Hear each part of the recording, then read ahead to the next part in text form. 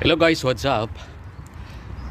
Papunta tayo ngayon sa Philippine Embassy dito sa Muscat, Oman. At ipapakita ko sa inyo guys. Yung nasa likuran ko, dyan lang tayo. Highway kasi yan. So dyan tayo nagpa-drop sa taxi. Okay, at ngayon papunta tayo doon sa Philippine Embassy. So ito yung dinadaanan namin before nung nasa Philippine Embassy pa tayo on that time. Maganda naman dito, pwede siyang tambayan. Park siya so mga around 9 o'clock, so wala pa gaanong tao. So maganda naman dito guys. At may appointment lang tayo sa Philippine Embassy. Kaya punta muna tayo doon. And what's up? Kumusta mga kabayan? At lagi po mag-iingat lalo na sa ating mga kababayan dyan ngayon sa Pilipinas. Okay.